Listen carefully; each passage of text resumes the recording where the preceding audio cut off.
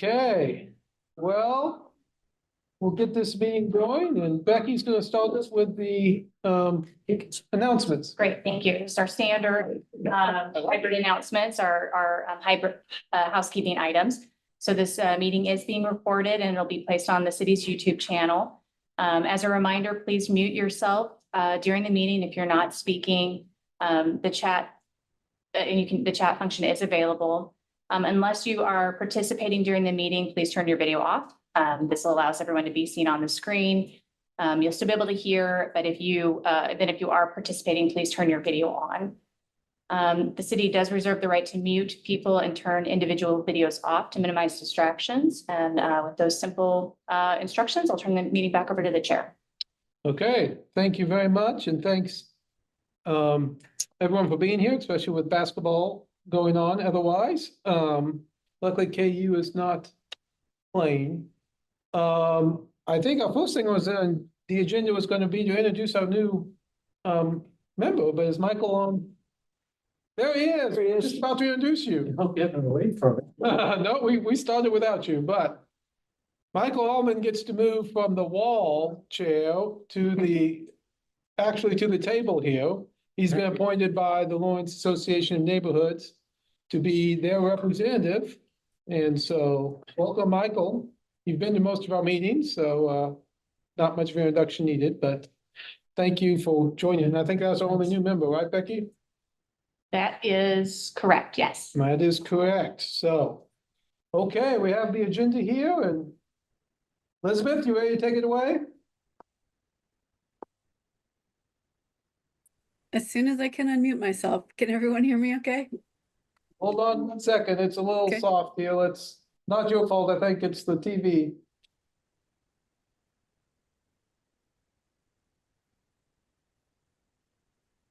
Thank you. Try Oh, again. nice. Is that better? Can you hear me now? Yep. Yep. Maybe a little more. Okay. Just like my house, 800 clickers and nobody knows what they do. Right. Okay. So thanks everyone for joining us this evening.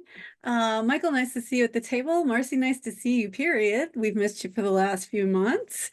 We have a discussion meeting in front of us. And so I'm gonna go ahead and just walk us through some background information and then let the group dive in.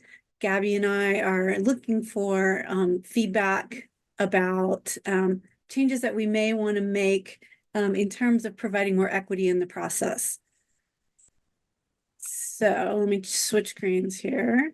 Hey, Elizabeth, while you're Yeah. working on that, obviously module 3, we thought, we'll maybe be going to see that language today. Can you give us an update on? I can give you an Yeah. update on that. We were running a little behind on our end, and we need to do some staff review with that. So we're hoping to have that out to you guys fairly quickly here. We'll take whatever we walk away from this meeting with and build it into the draft, so it'll be there before you see it. Thank you. Just want to be Thank sure you. everyone had that update. Thank you. Okay, so here we are, tail end of March of 24 in module 3, moving fairly quickly into the full draft. And so we will be going back into this districts and uses and development standards and whatever we come up with in administration and procedures as we pull that draft together and talk to the community about it. We welcomed Michael. So Thank you, meeting Elizabeth. goals, yeah.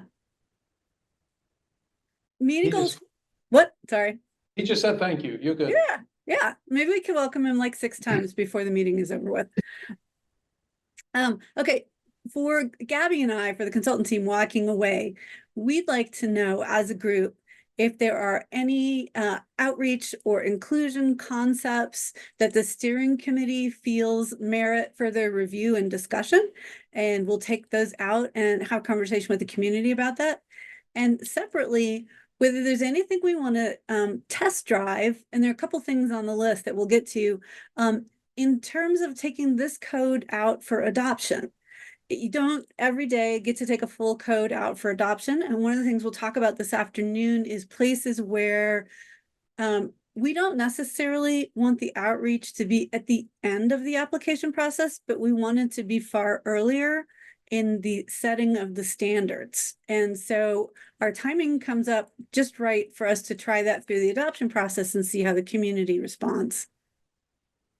So let's talk about, just going to do a run through for the group. Not everybody does development every day, and we're really grateful to have members of our group that have a life outside of doing development, because your perceptions of this may help us understand where we just accept things that we might want to poke at a little bit.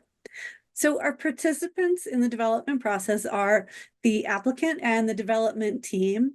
And you can tell from this picture that they're always super well dressed and have deeply thoughtful and quizzical looks going on. Also, they do a lot. They start the process. That is the way our system is set up for the most part, unless the city is sponsoring a project or not-for-profit is sponsoring a project. We rely on a property owner and an applicant to bring a project forward. So they start that process, comes into the city. The city is the second participant in the process. The city reviews plans, reviews engineering and design specifications, and holds public meetings and hearings to talk about the potential impacts of the application on the particular property where it's located, in the neighborhood, and in the community at large. Excuse me. So our third participant is that community at large. So what's a community? We went with a pretty simple definition, a group of individuals sharing common values or interests or geographic location, right? Some days all we share with our neighbors is geographic location, and some days we share a whole lot more, just depends on how it's going. And they interact with each other on a more frequent basis than others outside of the community. So we have Lawrence as a community, we have neighborhoods as a community, we have things that we're interested in, we create community out of. So one of the things that we did on this slide was created a list of some of the community interests that we've heard from in this process and other processes, and asking you guys to give us a comparison of the interests on the left and who attends meetings on the right. So when we think about the public or the community that shows up in support of a project or in opposition of a project, or simply to offer information about a project, is there any connection between the community interest groups and the meeting attendees? Are there meeting attendees who we hear from more often or we hear from less often? I just wanted to get a sense of perhaps some of you who sit on the commissions or sit on boards or committees, who are we likely to hear from? Who are we not likely to hear from? Well, I would start, I guess, and this is much really in the last couple of years. I don't think this really happened as much when I was on the planning commission 10 years ago. We've seen a lot more Facebook groups, interest groups being asked to come speak. Phil has seen this recently on the Boston Crossing. We often feel that we get form letters. You know, I'll get 40 emails that say the same thing. And then we'll figure out that someone sent an email out that said, please contact your city commissioners on X. That typically is environmental, and often environmental, sometimes neighborhood, and then sometimes specific interest if it is something specific, not necessarily development related. Dog park. Yeah, I mean, dog park, quarry park. But it is also interesting, like on the Boston Crossing, Phil, how many times have you been in front of us? 4 times. We've had like 4 votes plus 4 planning commissions. And we passed it 2 weeks ago. We had second reading, and I probably got 30 emails from people saying, I did not know about this, never heard about this. Please delay it because, you know, we need more time to think about it. Which is, again, kind of shocking. On one hand, shocking. On the other hand, I guess it doesn't surprise me. People aren't paying attention. I mean, the newspaper and all of those things aren't the way people hear about things anymore. It tends to be word of mouth or otherwise. So I would say it is those interest groups, historic, environmental, usually. Anyone else have thoughts? I would suspect that, and maybe it's wishful thinking on my part, but I would suspect that with this particular topic, get a broader spectrum of neighborhood interests than in some of those previous things that you're speaking about. When the rubber starts to hit the road. Great. Yeah, I would say here, historically, neighborhood groups and, the people surrounding the project do tend to know about it. And do tend to show up, and then maybe some other larger neighborhood. For this project, I think we'll get a lot of neighborhood input, but. So I think notifying the people who live immediately around it has been somewhat successful. It's the people who later think they have, something, an interest for good, pro or con, that come in later that are farther away that we have tendency not to see until they're attracted. Are we talking about notification now for the purpose of just informing where we are in the process, as opposed to all of the work that's been done up till now to gather input to inform what the product is? There's been a tremendous amount of work done. No, I think she's just talking, she was just asking how we link those interests to people who attended the meetings. Yeah, I'm just curious who ends up showing up. We'll back up into For the, the how did we planning- get them there? That's a For the good planning question. commission, Mhm. planning commission's point of view, who shows up at your planning commission meetings? Oh, most hopefully people around the project, Yeah, a direct connection. I would add to the area of interest. Like, for instance, under transportation, bicycle pedestrian specifically, just to differentiate. And then also like adding to environment, gardening, whatever, energy, which could be energy conservation, solar energy, renewables in general. yeah. Are they showing up at meetings? Areas of interest for the people that might attend. Yeah, I appreciate that those could be areas of interest. Who is actually showing up? Well, we've been doing wind and solar regulations here in the county. And so we've been getting very large groups of wind and solar Okay. folks on both sides of the issue showing up. But that wouldn't necessarily be on a specific project per se, but Both. both. We have a large solar project going on in the county, and we've been getting a lot of people who care about that. People who live around it, but people who, again, environmental, who believe in energy issues, environmental issues, energy issues. Okay. They're getting large crowds. There are two separate opposition groups for solar right now, Yeah. Really? plus everybody else, all the other groups that support it, but. From a affordable housing perspective, I mean, we've certainly noticed that there is absolutely, the neighborhood people that come that are involved around a project skew older and more resources.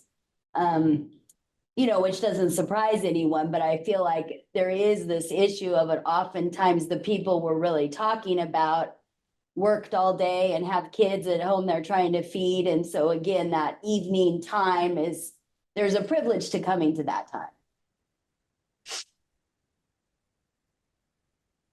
Thank you.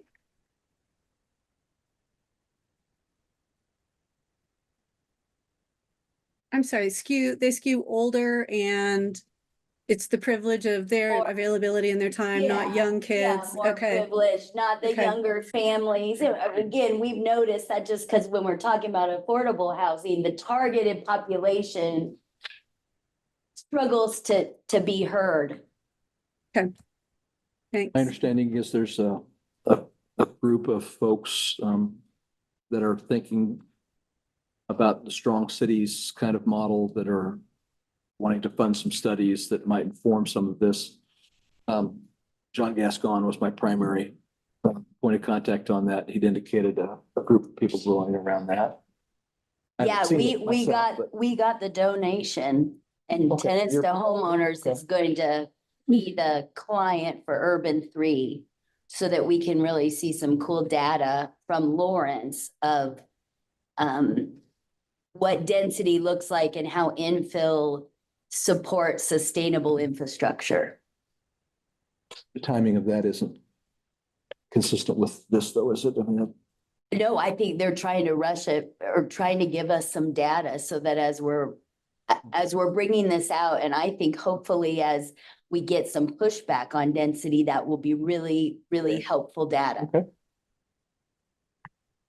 And it's just data, but I think we know it supports density and infill. But another way to talk. yeah, Right. yeah. So what I hear from you guys in identifying who is showing up, you're sometimes getting people who are directly affected, right? So that would be a neighborhood group. You're sometimes getting people who have strong feelings one way or another about a project. So that might be the wind or solar. You're sometimes not getting who needs to be there for reasons. And it sounds like we're rarely getting a cross section of the community. So we have people that have figured out that it is important to them in this one particular case to show up. And not necessarily kind of that whole life of the city civics thing that we maybe learned in 4th or 5th grade. Yeah, Okay. Yeah, I go would- ahead. I'd only add two things. One, I guess, we have had, a group of folks coming to support housing projects over the last year or so, just generally, chamber type, folks who just want to come out and support projects. We have had that, which is a more of a recent phenomenon in the last couple of years. But I would add to that, I mean, frankly, when we have several things on the agenda, there might even be a large group of people waiting for the next topic. And people won't, very rare, every once in a while, someone will stand up and say, well, I was here for something else and I want to say something. But most of the time, they just sit there and they don't feel like they're supposed to be involved. It's not their neighborhood, so they just sit there and wait, and then that group leaves and we talk about the next topic. But very rarely, even if someone's in the room, do they participate.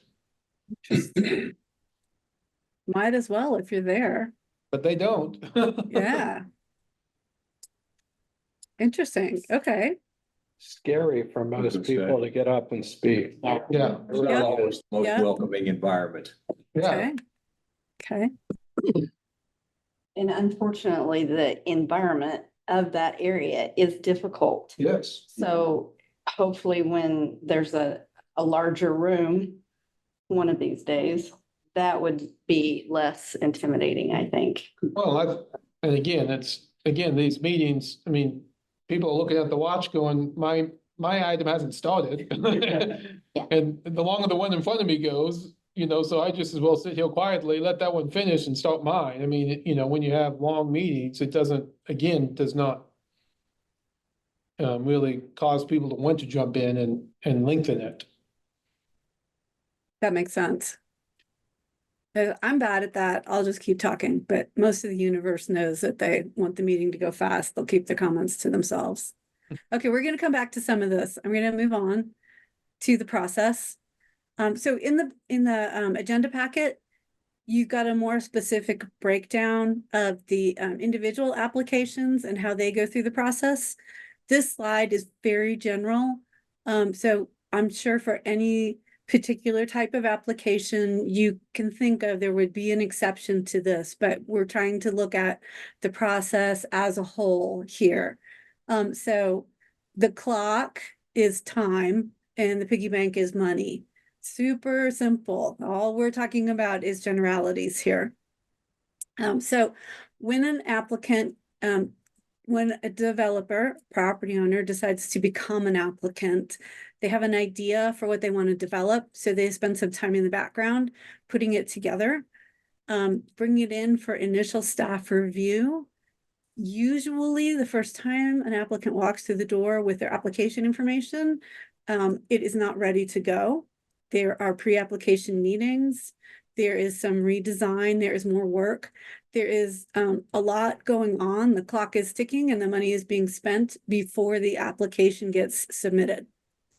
So when that process is complete, after staff and applicant have come to a place in discussion where it looks like the application is complete, and completed application is a concept that's in the code. It's not that Becky decides one day you're complete and she says, great, toss it in there. It's that you've met the requirements for the application on the form in a manner that means it's able to be decided on by the city. So we can have difference of opinion between the applicant and the staff, whether or not something is ready to go. And we can have a few rounds of back and forth on the application before it hits the magic status of complete and goes into the process. So you can see at this point on this slide, developer has been spending time and money. And actually, I should probably put a clock down here. We've got staff is in here spending time. Staff is spending money also. I didn't count that as money. That's what their function is within the city. So developer is out of pocket money. Staff is doing the thing that they're supposed to be doing for the city. So the application gets submitted, it's complete, the boxes are checked, it should be able to go through the process. So in the city's calendar that's on the website, that starts the clock ticking. So approximately 60 days later, and if I did the math wrong, Becky, please chime in and correct me, written public comment is due. So public gets to see this complete application. They have a period of time to comment on it. And then that is fairly quickly turned around to a planning commission. I put hearing in here. Again, it's not always a hearing. Sometimes it's a meeting. But just for general purposes, we'll call it a hearing. So one of the things that we want to talk about this evening is you can see on this slide, so developer is over here spending money before the clock starts ticking. Public gets involved after the clock starts ticking. And we go through the process and get to a decision. And that may involve changes to the project. It may involve the applicant being pretty surprised by what they're hearing from the community after this process has been going for a while. Sometimes that is the exact right thing to do because there needs to be time in the process for the applicant to really, kind of get their ducks in a row. Sometimes that is just the absolute wrong thing to do. The code can say, these are the 6 things you have to do for this project, bring it in with those 6 things, and we're not doing a public hearing on it. So one of our bigger questions as we go into this equity discussion is providing a hearing always equitable? Is it really going to come up with the outcome that benefits the community or the parts of the community that will be on the receiving end of the project? Or is it an opportunity for people who aren't in favor of the project or change to say, hey, we don't want to do this and end up shooting down a project? So we'll come back to this thought in a minute. Are there questions about this process in general? If you're not a participant, is it kind of making sense to you where this is going? And just as a group, do you want to refine this at all? Everyone who's in a lot deeper, anything else you want to say about this? The only thing I'd point out is that I think the developers bear costs all along the way. This kind of indicates there's 3 spots across 6 or 7. More piggy banks. I don't want to speak for, there's developers in the room, so they could answer that, but. I have a question. Was this particular slide or information provided in the packet? I didn't see it if it was. No, it's new to the presentation today, and I can share it with you guys afterwards if you're interested in it. After putting the packet together, realized that some of that may still be opaque to members of the group. And so wanted to put a bigger picture up. Elizabeth, just out of Yeah. curiosity, you work with a lot of cities across the country. How does this timeline and the intervals compare to other cities? Middle of the road. I Okay. would say. You guys are kind of in the Goldilocks zone. If everything proceeds according to this timeline for the stuff that's in the timeline. I think one of the bigger questions here is what is the timeline before the timeline? That's where many communities are focused right now, in making the process faster. Where do we want to go to get those applications in the system faster? And in some communities, they are looking at, what do I want to say, more of a 90 days. I'm sorry, I'm totally blanking. Gabby, what timeline are we thinking about for fast track review here? It's a 90-day review, isn't it? Yeah, okay. So 90 days start to finish without hearings for things that can come through administratively, or with hearings but done at day 90. So Colorado's looking at that. California is looking at something in that category.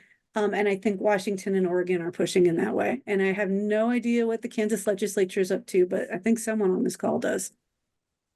Is fast track review different than what I'm looking at here? This looks like it's 90 days also. Yeah, so it is pretty fast. So let me ask you guys, is 90 days usually about what we get? Is this a Yeah. realistic time frame for a project? Minimum, small projects, pretty much. You know, one of the things about this that I think is distinctive is we do area plans, nodal plans. You know, they've been through their hearing process, they've done all this. And so if you know, it's one thing to submit a plan that is in conformance with that. And then there would be another thing if we submit a plan that's not in conformance with that. So I think those are two separate distinctions that I think really play a role into this whole conversation. So there's really two. Well, there's not, but there should be. I mean, if we, Yeah, yeah, some of the times it's gonna be easy and other times it's not because you've got. true. And Jeff, you need some metrics on this, right? Yeah, well, for site plans, we do try to keep track of site plans and how they're rolling through there, but for rezonings and plats and those kind of things, it will vary just depending upon responses and rates and things, so not too many on those, but my gut feeling, just off the top of my head, I feel like probably a lot of them will run more than 90 days in most instances for some of the bigger ones, just because you might hit the window a little bit wrong and miss a planning commission calendar meeting, or it might be there's a holiday thrown in the mix, or there's a couple different responses that go back and forth. But I just top of my head, that's my gut feeling. Just out of curiosity, how long, or I guess, how would it compare to this if we're talking about a totally by right application? If somebody has an empty lot in a single family neighborhood and they want to build a single family home, checks all the boxes, is that the same timeline or is it a significantly shortened timeline? You just want to build a house on a lot? Yep. So And that- it's already zoned too. That's not even in this process. Okay, so It's all. So that to me is very interesting because I feel like what we're doing with the zoning code is opening up a whole new level of what you could call developers, as in people who improve their property or property that they have some control over. Currently, to be a developer, you kind of have to be like an entity of some sort, right? Like a company. But historically, it was just people who had their property, no one wanted to subdivide it into a duplex, build an ADU, build an accessory commercial unit, all sorts of stuff that could be done with your own land, and that was your only land, and this is the only time you're ever going to do it. So currently, that's really difficult, partly because our zoning code prohibits most of the kind of things that historically you might have wanted to do, but also because the people who are doing this aren't your average developers as we know them currently. So it seems like there may be an opportunity here to kind of take from that by right quick application model and make sure we somehow bring that forward to get the results that we're looking for by making a lot of new things by right. It seems like stuff like duplex subdivision, adding accessory dwelling unit, it seems like the way things are going right now with the new code, like that's the point, is to make them relatively easy because everything will be zoned that way. So I guess, can we make it such that the normal everyday Joe Schmo down the corner can pull this off and not have to go through that if they follow the rules. I'm not saying it has to be answered now, but in my mind, like that would be a successful by right code, is you wouldn't have to go through this. Yeah, I think that's one of the big questions. Because some of the things that the city would want to look at allowing by right would be the duplex or the small apartment or something that is going to generate pushback from groups that are typically categorized as NIMBYs. So NIMBY, probably everyone knows, but NIMBY is not in my backyard. They're related to, what was the other one? Bananas build absolutely nothing anywhere, never, something along those lines. And the cave crowd. And what?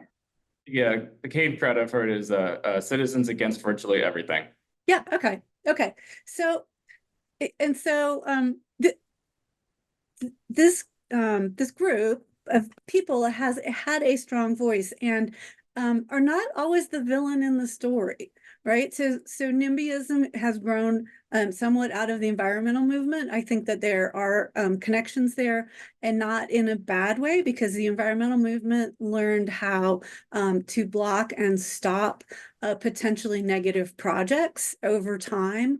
But some of that has converted over to community groups or individuals that want to block or stop usually housing at density greater than what the community is seeing.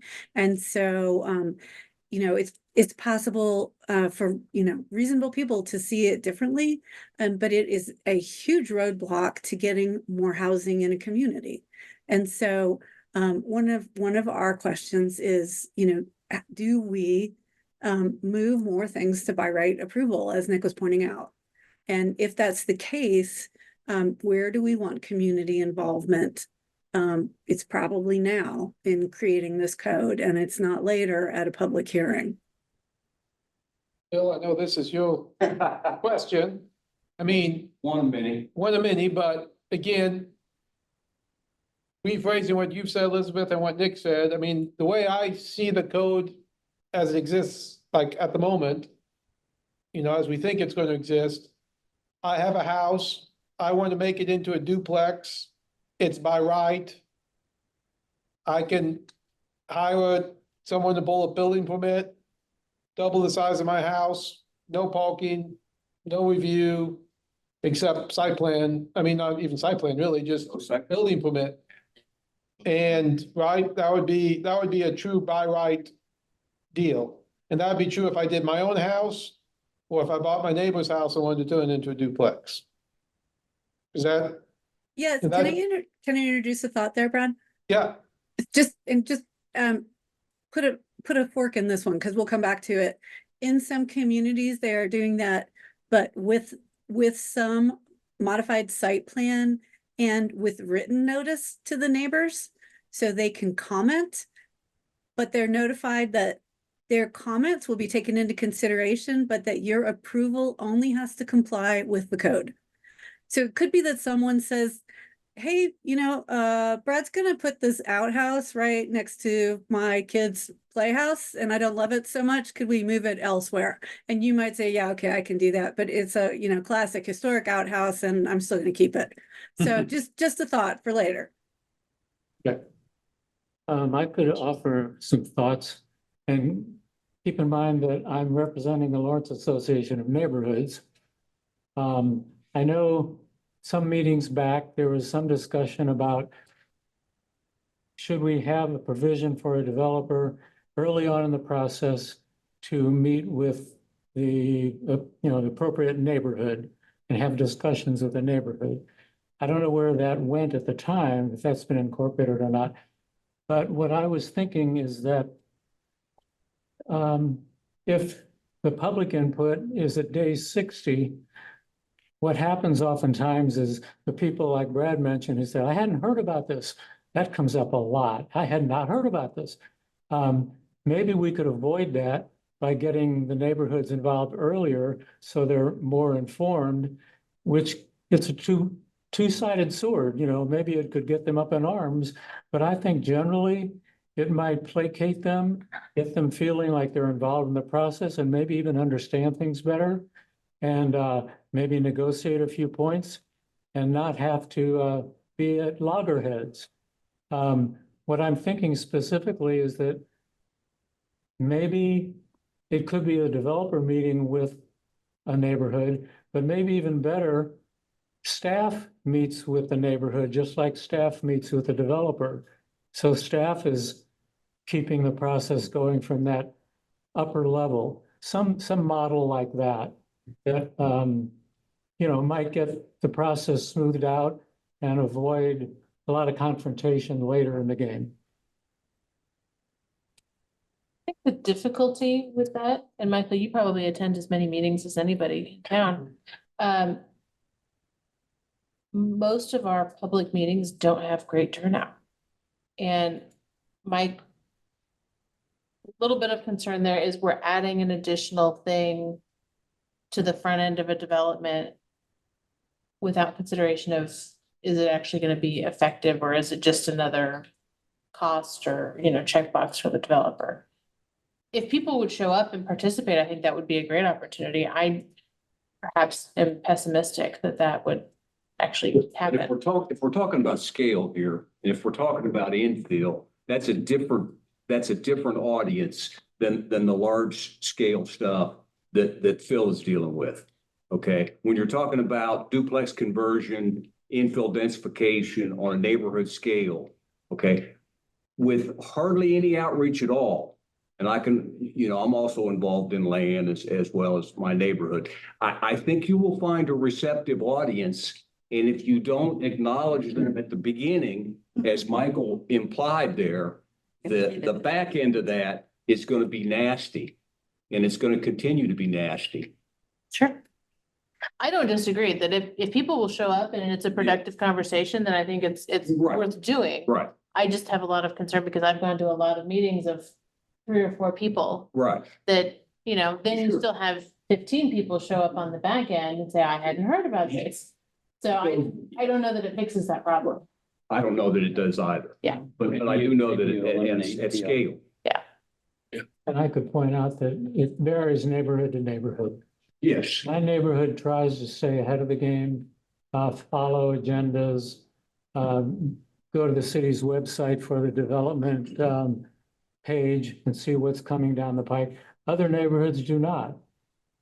And they often, I won't mention names, but they're chronically not paying attention.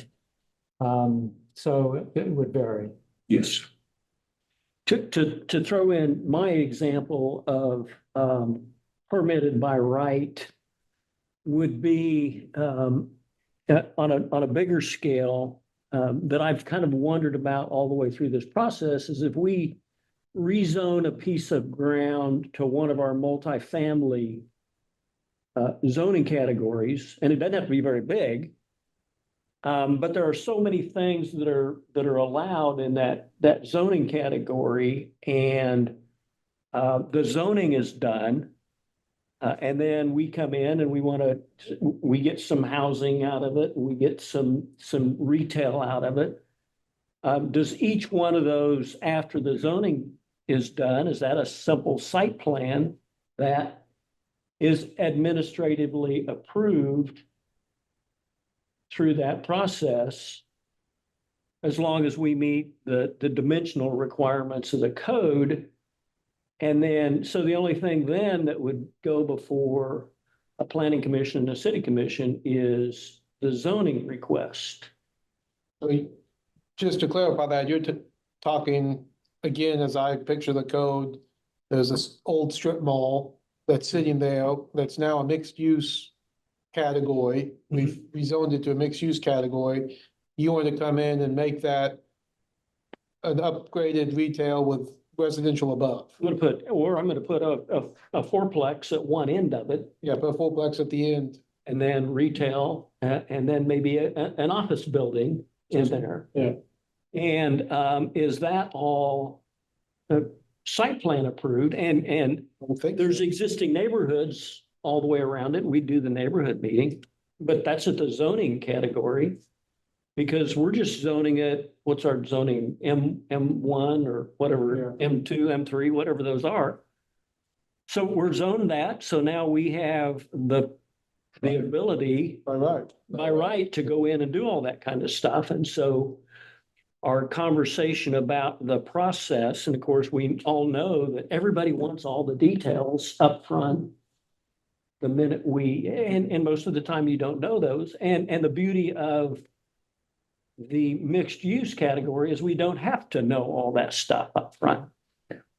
And so to a big extent, we're giving away a lot of this process that we're talking about of the 60, 90 days, because really that process, in my understanding, and I think we ought to clarify it for everybody, is that process really boils down to just a zoning discussion, because after that, it's all site plans. Yeah. I think for the most part, what you say is totally correct within the context of this conversation and the code as we know it now and the idea by right. Mhm. The only place I can think where there may be a stopping point, or I guess a checkpoint, would be if it triggers something that is somewhat subjective or requires a different thing. Like if you have, is it like over 10,000 square feet of retail, then you need a traffic study or market study or something like that. Or if you're in a historic resources district, then you have to do that. There's neighborhood design guidelines and you'd have to deal with that. But barring any subjective or site-specific issues, yeah, I think what you're saying is correct. And it's a little shocking to us as it's very different from what we do now, but like a single family home should be able to build on a, check all the boxes on this plot. And mixed use, as long as it checks all the boxes and doesn't trip any thresholds, technically should be approved too. And the public hearing, the public conversation is this 4.2 acres is going to get zoned mixed use. And that's all you're gonna get to know until we start submitting site plans. Yeah, because we all know what that zoning is, because we've agreed to it, yeah. But the onus there though then is that the criteria by which the site plan is approved have to be intricately spelled out in the code so that the larger community, if they are so inclined, which they may well not be, but if they are so inclined and like me and have the time to do it, okay, we can understand how you arrived at the approval decision. Okay, that here are the criteria, okay, you got the zoning. Here are the criteria for approval. Box 1, box 2, box 3, box 4, and we can see them. Yep. Well, so let me jump in on that, Phil, because the review criteria for administrative review, pretty much by law, are you comply with the code. Yeah, I understand. That's That's why it. the code, sorry. So, I mean, are you saying that for Jeff's personal safety or Becky's personal safety, we'd want to say, okay, this site plan conforms with infrastructure requirements. It conforms with the zone district dimensional standards. So to help people understand what the review was and that it wasn't that Becky threw it at the wall and said the one that lands on the top of the pile gets approved, that would be helpful. Not helpful, mandatory. Okay. Okay, so it's about making the process more transparent to people who don't participate in it all the time. I'm coming back to the infill densification and conversion. When the neighborhood sees, okay, a duplex or a triplex or a 40 or 50% addition to a 2,500 square foot house, okay, they want to know how that was approved. They no longer, if by right, they're going to get chance to make written comments, but they no longer by right, can do a NIMBY kind of thing. The flip side of that is you all should be able to tell them, here is how we arrived at approving that decision. And it should be in the code because that's the way it has to be. That's how I'm seeing Elizabeth. Yeah, no, I hear you. I do hear you. And that makes me turn around to Gary and Brad and people who are or have been on those commissions. So what do you think the pushback's going to be if the city makes a change like this? Because they're going to show up at your meetings next. They won't show up at Gary's because they won't be on his agenda. Sorry, Brad, it's all in you. But I think that, I mean, that is why this process, I mean, we need people to weigh in and understand it long before the first application comes in, that this is what the code is going to allow. I mean, again, my house, if I decide right now to double the size of it, I have to go get a building permit and someone has to check the boxes and I can't get too close to my neighbor and I can't go too high, but that's all building code stuff. Now, the difference is if I'm gonna do that exact same thing, but instead of a bar, I'm gonna put a kitchen in and go put an outside door to let somebody make it a duplex. You know, what additional things had to be approved because it's a duplex as opposed to it being just a bigger house. That's what you're saying needs to be spelled out. Indeed, yes. And, you know, again, what we need the community to understand when we pass this is that could happen. Just for the clarity in the room here, we do not site plan single family or duplex structures today. We only site plan things that are multi-dwelling. So 3 units or above go through site planning currently. What we do as part of the building permit review is we do what's called a chapter 20 review, which is to check your setbacks and your height and your coverages and those kind of details. It's just tick the box. And if you meet them all, building permit goes out the door with all the other reviews on those things. So that's part of the way that it works now. Now, it's site plan today, and Phil kind of really hit it on the money there, is if the zoning allows it, it's an administrative site plan that goes through a 4 to 6 week review, depending upon a couple of different factors. And if it ticks all the boxes, staff will approve the site plan.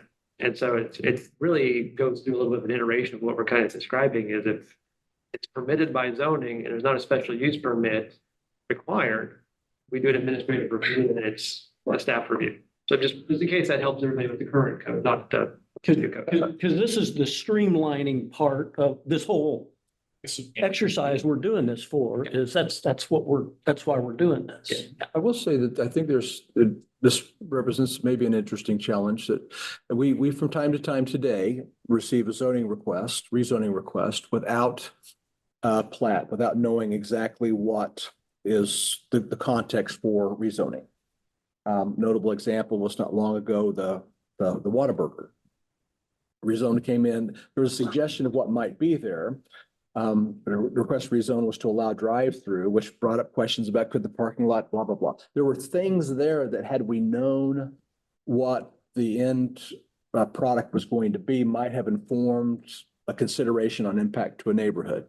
I'm trying to get too geeky on it, but some of the criteria that we try to nest our decisions in might be informed by what might come. What we're talking about now is we're going to say, we're going to take a chunk of area, we're going to rezone it as M3, I'm making this up.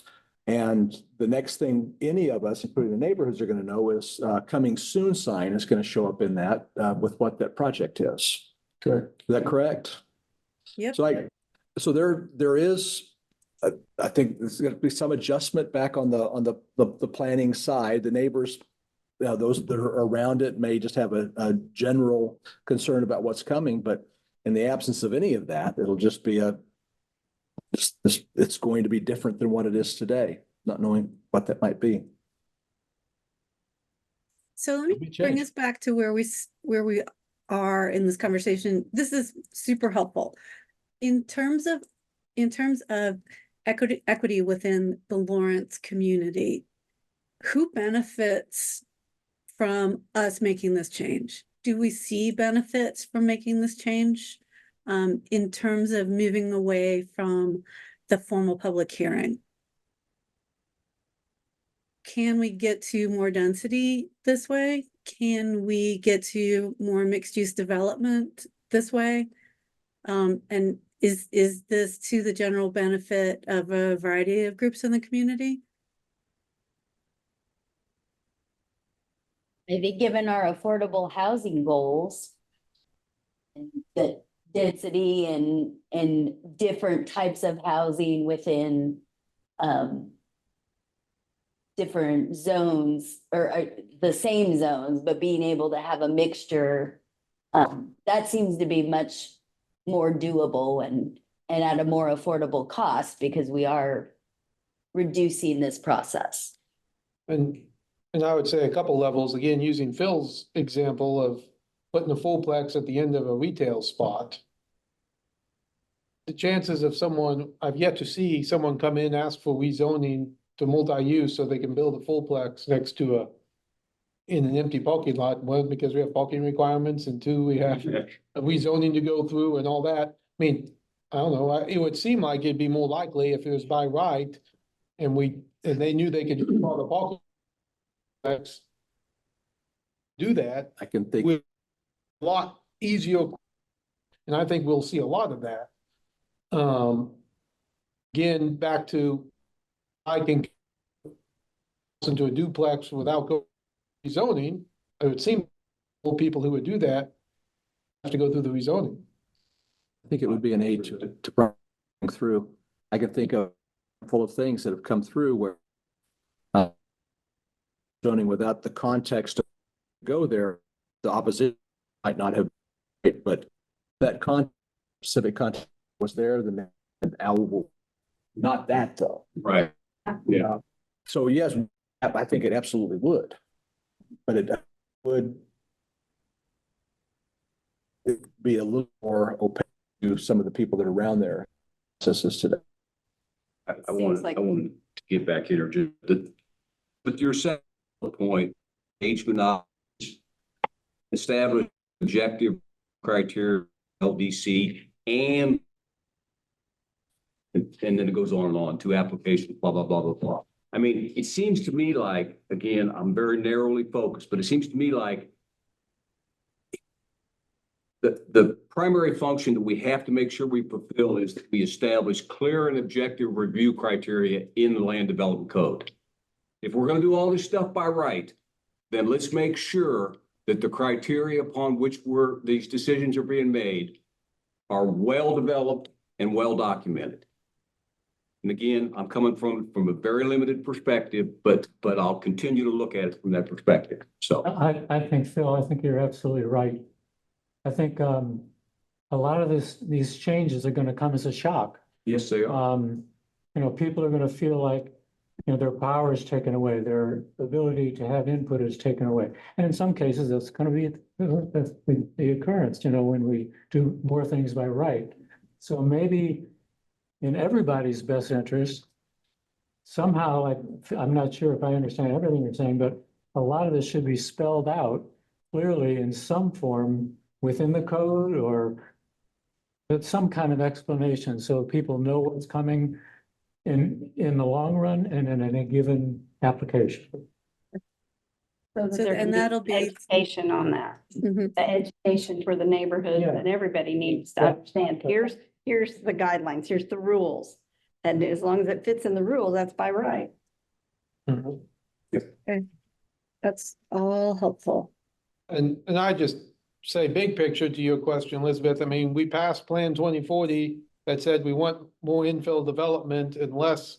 And frankly, we haven't really got much infill development with this code. I mean, we know the code exists today. Yeah. If we're going to get infill development, we have to change the code and allow more of it by right, or we're just not going to get more infill I development. agree. Absolutely. I agree. I think there's a, sorry, you first. I think part of the notice is, I mean, there's still gonna be a notice requirement for anything that requires a site plan. Those letters will probably have to be beefed up a little bit about exactly where you can find information. And site plans can be appealed. I mean, if you get a protest petition from people within 400 feet, then you force a supermajority public hearing at the city commission. So there are still ways, but I think part of that is getting that kind of information out. That even though some things would no longer have public hearings, there's still, if there's enough opposition, or if this grates too many people right around it the wrong way, it will be reviewed higher up. And there will be a public meeting with that. But part of Plan 2040, as you said, Brad, is to get rid of some of those obstacles to doing what's promoted in Plan 2040. And like you said, that's why we have to have this code that lets that happen, because we can't do it now. And I don't, And I really don't want to see that used as an excuse that it's not worked so far. Yeah. It's because we don't have the code. Yes, exactly. No, That's what I was trying to say. right. I appreciate that. If I remember correctly, Elizabeth, was the question something like, do we think that by allowing more things by right and just spelling things very clearly out in the zoning code, do you think that we'll be more able to meet our goals of Plan 2040? I forget if I heard that right, but was that the general question? Yeah, that's one of the questions. That's definitely a huge subcategory of the question. And then the question is, are we doing this for the overall benefit of the community of people who aren't normally involved in the process because they, don't have the time, don't have the information, are, afraid to show up at City Hall, find the environment to be overwhelming. So is this decision in benefit to a segment of the community who we aren't hearing from? So I would say yes, and it's possible that you've heard the reasoning behind this kind of response before because it's not particularly original. But the idea is that it's sort of paradoxical in that currently our zoning code allows for quite a bit of public input. There's a Board of Zoning Appeals. On paper, it's very democratic. In reality, it's open to people who have the money, the time, and the political connections and interest to actually get stuff done, which means that for a small percentage of the community who is able to engage and do that stuff, it does benefit them to have the code like this. What it does not benefit is housing production in Lawrence. And unfortunately, since that is one of the major goals of Plan 2040, might need to get rid of the ostensibly democratic nature of the current code and move to a more actually democratic nature by having the entire city more or less adopt the rules of the game, and then not allow a small minority of local opponents to sort of derail the process for their own benefit to the detriment of the rest of the city, as well as the people who don't show up to meetings because they can't, they don't have the money, they don't have the time, language skills.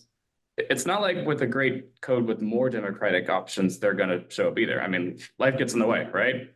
So instead, I think we need to cater to that segment of the population, which is most of the population, almost implicitly, and agreeing up front such that you know what you're going to get and you don't get surprised as long as you know what the rules are.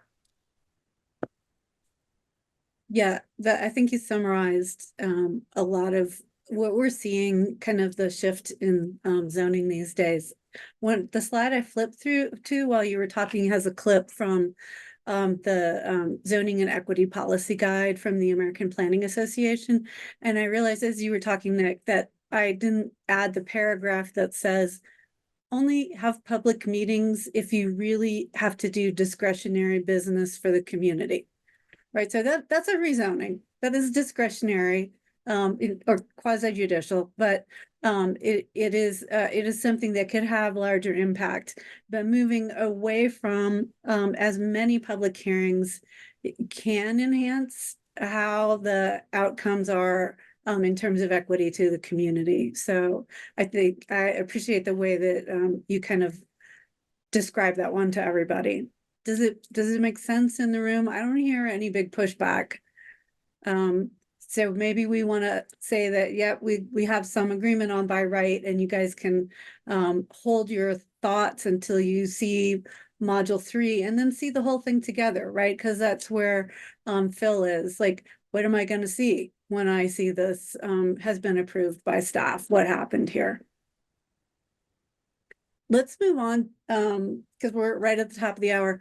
Let's move on to some institutional norms. We talked about this a little earlier. I think Kay might have weighed in.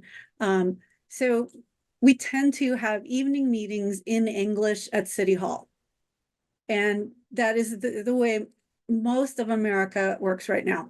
That is what we've brought ourselves to, which is, for good reasons. We try to avoid having meetings during traditional work hours. Most of our planning commission and city commission members to have full-time day jobs. That might have changed over time, and especially post-COVID, but it was a fair assumption until COVID. City Hall, I'm guessing in Lawrence and most places, is usually accessible by public transportation. So that makes it a convenient place to hold meetings. And having meetings at City Hall is predictable. So I don't want to come out and say, hey, this is a bad idea and we need to blow it out of the water. There are good reasons for it. I think the question here is, do we do this and? Right, and so the city's already reached to and. There's that period of time when the public can submit written comments. Gabby and I have worked with other communities where you can do voicemail comments, which are kind of interesting because you can really hear the tone of voice on that, and you guys might be doing that. You do virtual meetings so people can participate that way. So what we want to talk about here is, are we doing what we need to do in Lawrence, and as we set up the code to make it possible for everyone to participate, or do we want to explore more? And some of those options were included in the agendas that we sent out to you guys. So I'll flip slides in a second so we can talk about some of them. And again, in that spot of weighing, what I think Nick honed in on, and that it's kind of hard to say, is more outreach better? Are we improving the process? And are we improving it in that we are targeting our outreach to meet people who don't have the same opportunities to be involved? So let's show some higher level potential changes. And I love this picture, and I think I cut off too much of it, but this was it's an outreach meeting in DC. And everyone was given sidewalk chalk and markers and boards, and it was held in the middle of the day. And it just is a different way to get people involved.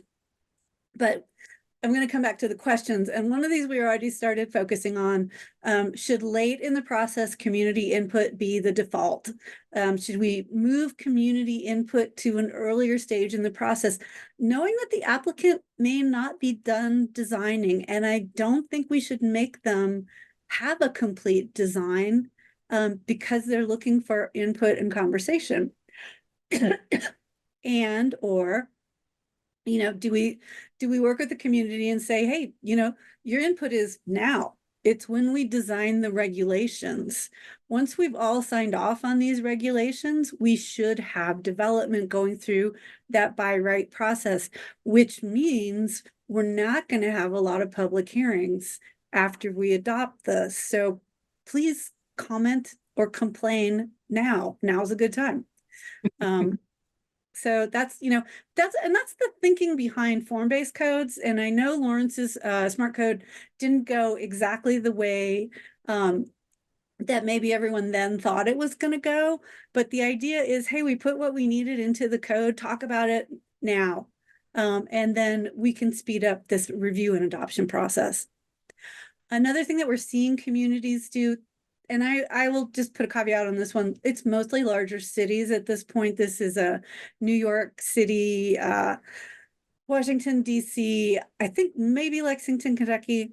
They're adding equity as a consideration to project applications. So they're requiring some sort of equity analysis in terms of the project when it comes in. So they also want the applicant and staff to look at risk of displacement. So where we might be seeing a lot of development going into poorer parts of the community, are we simply displacing people who now can't afford to live anywhere in the city?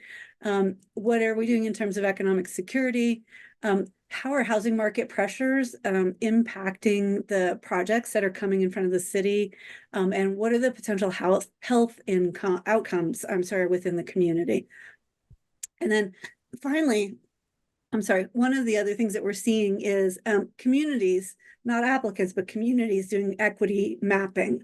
And so that's looking within the community to find places where you might see the list we just went through. So what neighborhoods might be subject to displacement risk or housing market pressure, and doing that mapping beforehand and using that as a tool in the decision-making process. So when we're rezoning, and rezoning is kind of one of the bigger inequitable processes that we can bump into. Are we rezoning in a way that means that we are impacting some of the least secure neighborhoods or least secure areas that we have? And if that's the case, how do we want to think about the potential for rezoning? Does anything on this kind of bigger picture list trigger anything that you want to talk about as a group?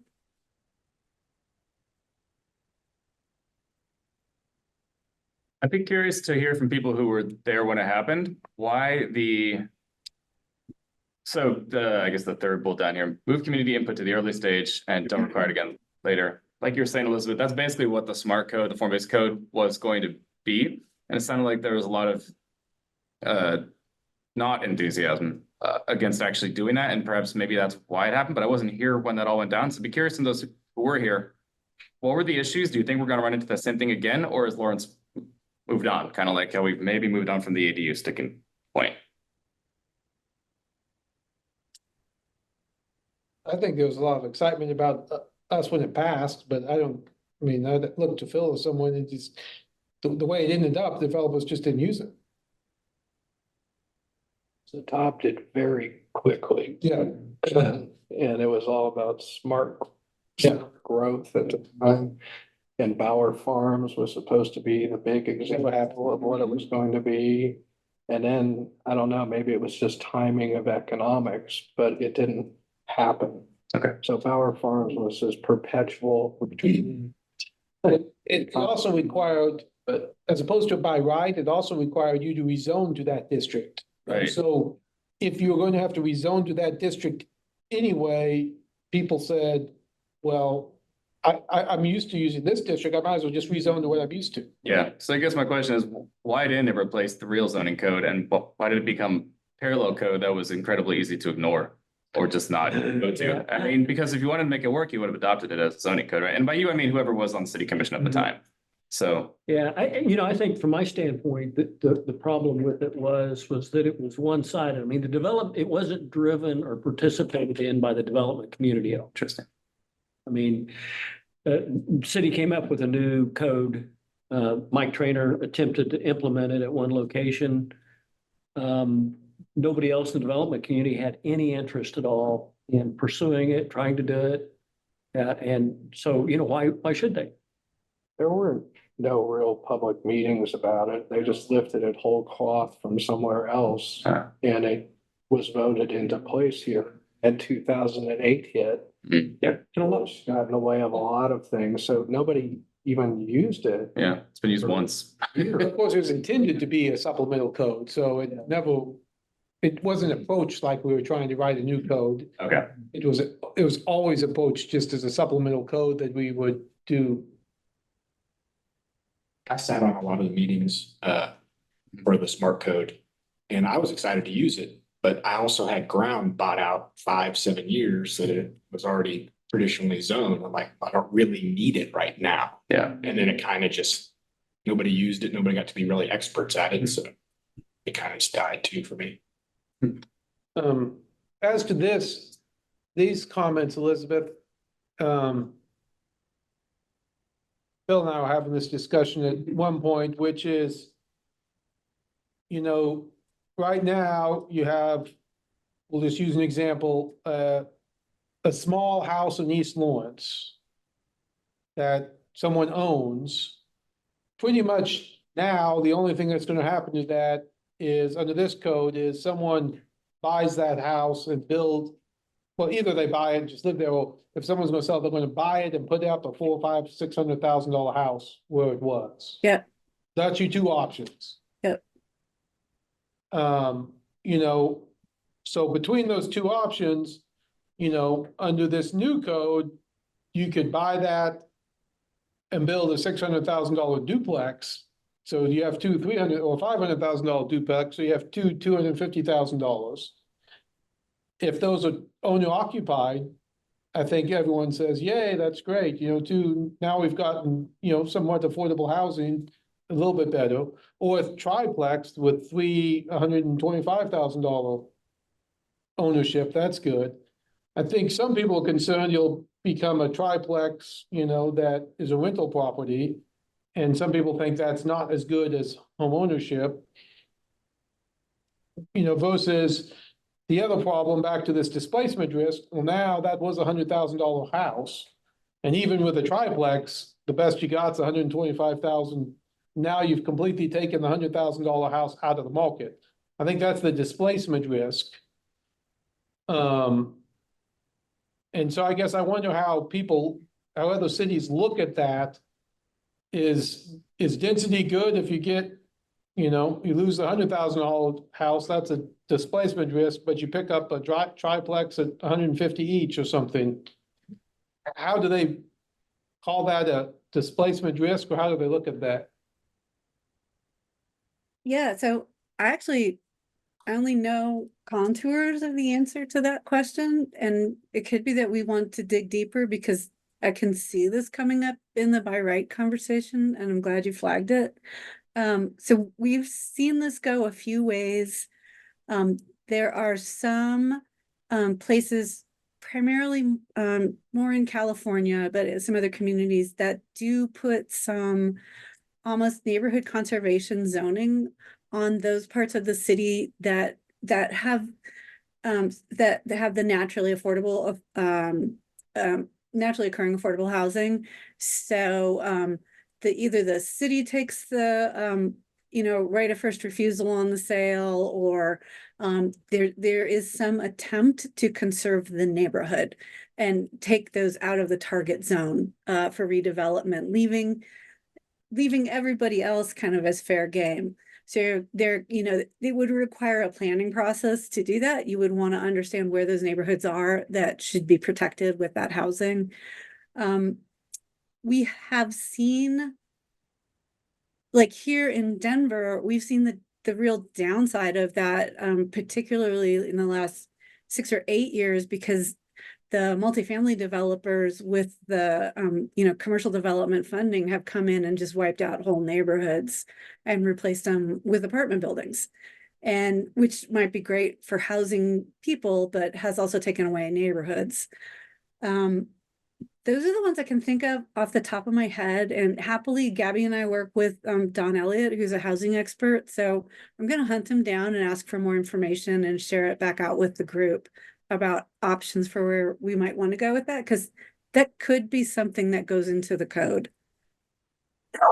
Let's remember that when we listen to the city commissioner, we talk here, or we go to land or other community forums, that implicitly or explicitly, the notion of the filtering model, moving from rental to starter homes to more advanced homes, comes up in almost every conversation, okay, about housing. It's implicitly accepted. So that when the code is constructed, let's be sure that we think about the notion of retaining small A affordable housing in our neighborhoods. Mm-hmm. I mean, it's part of what Brad and I have been discussing. He puts up with me to talk about it from time to time. So that's my piece on that. But I will say we had this conversation with Rebecca the other day as well, which is that's very common thought process in Lawrence and in Kansas. But if you're coming from someplace else, buying a duplex, sure, that's your starter home is a townhome, or your starter home is a fullplex, and you're buying that, you're buying the condo, you're very happy to buy 1/4 of a condo. And you and I have talked about that as well. Are there places in the code where the townhome notion, the zero lot line townhome notion, 2 separate parcels, can be incorporated such that it encourages those units as starter homes? Okay, not to say that they won't turn into rentier opportunities, but is there some way to embed that in the code, like Northwood Heights up on the corner of 4th and Iowa, or McDonald, okay? Each of those townhomes is on a separate parcel. Maybe not the greatest example, but it's in the kind of example that we're talking about as starter homes.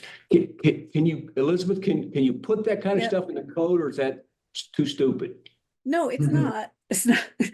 Oh, Phil, the stupid things I put in codes. If that was if that's the criteria, okay, wait, I do have to tell you I'm from Kansas story. The very first code I wrote was for Mesquite, Nevada, which is a teeny tiny was back then a mosquito bite of a town. I think it was on I-15.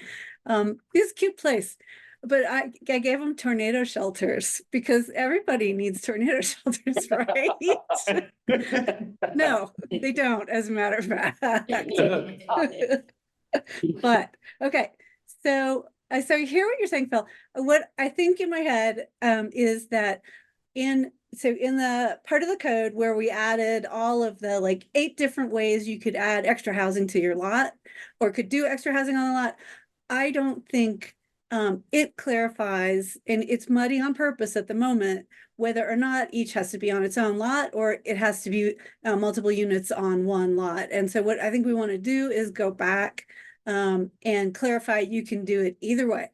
So if you want to do one unit that has 3 rentals in it, as long as you meet the density of the district and the lot size, you're fine. If you want to do 3 units, and we can figure out a way for you to subdivide those and sell them off separately, you should be able to do that also. Am I hearing you correctly? Well, maybe add, would this be a stupid idea? If you're gonna build a new duplex, i.e. not add on to the structure, you're gonna either tear something down and build a new duplex or an empty lot, build a duplex. Can you require that be 2 lots? And is there a downside to that? I'm looking up at developers. I mean, I know some people build duplexes on 2 lots and sometimes it's 1 lot. Well, Can you require that? Again, someone might buy both sides and rent them out, right. but there's at least a better chance. And state law spells out specifically how we can condo or No. lot and do Okay. townhouse surveys. So a lot of that's already taken care of. Kansas Townhouse Act. Mhm. And it's Good. already, it's Good point, good point. So I have a kind of a separate question, but similar. So my concern is the gentrification issue. Obviously, we're trying to make the affordable housing in Lawrence more affordable, everything more affordable.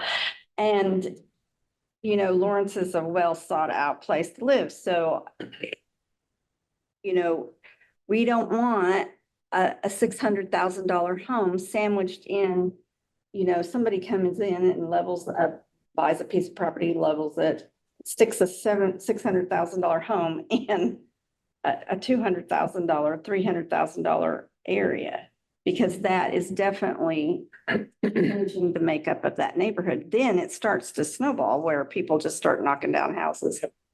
That's what happened in Denver and a lot of the other places that I understand. And Prairie Village. yeah, so that, I don't know what we do to, you know, We don't, ensure the continuity of that neighborhood. I'm not sure either, but you don't want the code to encourage scrape off, No, in my opinion. no, absolutely. That's my own opinion. Elizabeth, what's the best practice that you've seen across the country in discouraging scrape off and gentrification? The most effective tool is still the old one that Prairie Village put in place in the late 80s, early 90s, the regulations that are really strict about the size of your rebuild on the lot. And they're so headache inducing that I think people don't want to deal with it. I think you guys have gone down a road that is excellent and that I can't give you answers to. So I'm going to have to step away and do some more research. I know that there are communities dealing with it, but I don't know what the right answer for Lawrence is. So why don't Gabby and I give it a look and do a short white paper for the group and email it out to you in a couple weeks? Because I think this is all rolled in together and we're just coming at it from different perspectives, right? We've got Brad and Phil on the naturally occurring affordable housing, and Rebecca, you're kind of in there too. And I think Kay's talking to us about gentrification, but those are just linked, right? Because the one attracts the other. And so I think we want to see who has been successful in untying this knot and keeping people in housing while still providing opportunities for more housing. Well, and you were talking about the city or, you know, some having a right of first refusal, which I Mhm. could see having an ability you know, to say we're gonna invest in this and not let it get scraped and create affordable housing here that is more dense. You know, that you pick and choose where that makes sense and try to manage or try to, you know, keep some of that. Yep.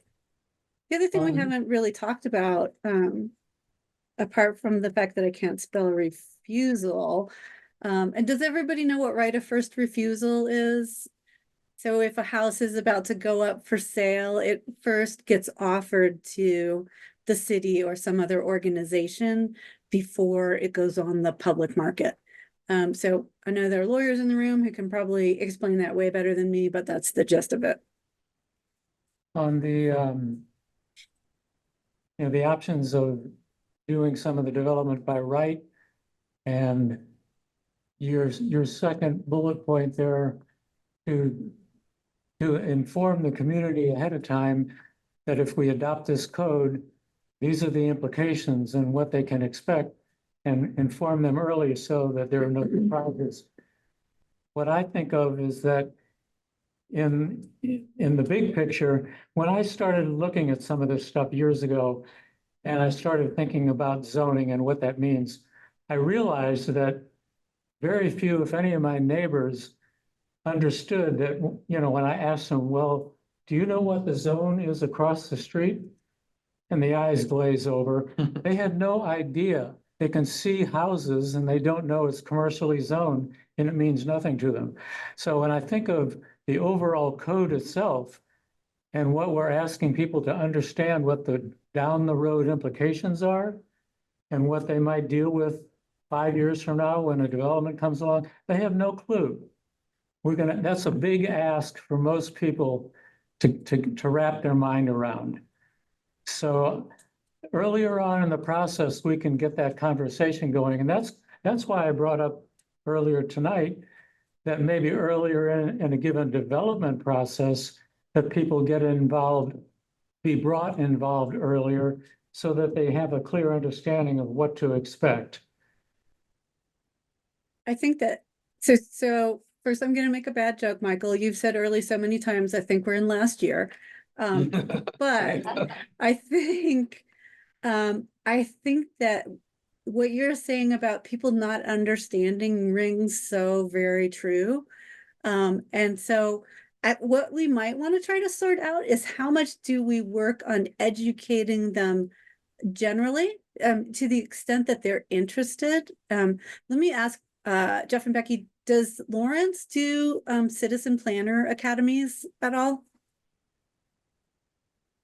We No, that's haven't probably done one in my time, and it may not have ever occurred, mainly because we don't have the staff to kind of put one of those on and the resources to pull it off. But I know Fair. Lawrence, we do kind of do one in Leadership Lawrence a little bit, but it's more of a planning commission thing and less of a here's how an application goes through. I've got I'm just a bill rolling through my head right now, you know. But I worked in a community where we did that and we had a lot less applications. We had a lot more time to do it, and they were pretty heavy lifts to get off the ground. Fair, totally fair. So I think where I'm thinking in Michael's question is, you know, we don't want to put the lift on staff, especially when when things are running heavy and fast. And we also don't want to put the lift on an applicant to teach the public what this is. And so where's our middle ground, right? So there's got to be a way for us to get at this education piece still. And when we get to the end of the presentation, Gabby's got a few slides about our preliminary takeaways from the survey. And we did see a lot of people in the developer survey respond that they would love more FAQs. They would like to understand more about the process in a way that they can access it in their own time. And so maybe that's a starting place for community education. But this is something that we can kind of build out in this conversation. I think that is it's like a key understanding in what we're trying to do here. And I said this earlier, but I think it's important, you know, I mean, if 10% of the people understand zoning, maybe 15% of them understood what we did for the Plan 2040. We spent a lot of time talking about it, and Yeah. more people know about that. We need to make sure we are tying this to Plan 2040, that if you know what Plan 2040 is, this is how you implement it. This is, when we say we wanted infill development, this is what infill development means. I think that will at least give us a fighting chance at getting a few people to understand what we're getting, because I get more people now who understand Plan 2040 than they certainly understand the development code. That's a great point. That's an excellent point. Yeah. Yeah. Yeah. So I guess kind of to Brad's point a little bit, one of my concerns on the equity as a consideration for project applications, I see that as being sort of another community benefit that's sort of amorphously defined and just becomes a big, more high-level concept that really doesn't give us any guidance. And we've been told for years and years since Plan 2040 that we'll get more specific definitions and things as we develop the code. And I have a big concern about including another sort of high-level amorphous, not really well-defined consideration when we're trying to get away from, trying to have more predictability, more encouragement of development. Are you talking specifically about on this slide that equity as a consideration for development review? Or are you talking about the differences? Okay. Yeah, the bullet points there, and that Okay. may not be what it would look like on a project application or in the code, but I mean, the things that are there, all important considerations, but they're such big concepts, and you could make an argument for displacement risk or housing market pressures on either side of a project, depending on if you're in favor of it or if you're opposed to it. And it creates another really open-ended area where there could be delay in projects. A bit ambiguous. Yeah, very ambiguous. Yep. Totally fair. Look at the other side.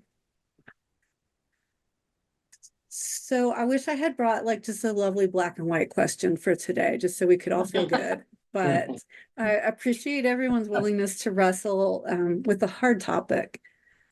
So I'm gonna move us into just some of the we'll do it quickly because we're here. I'm not sure we're gonna end this conversation today, and mostly wanted to get everyone thinking about it.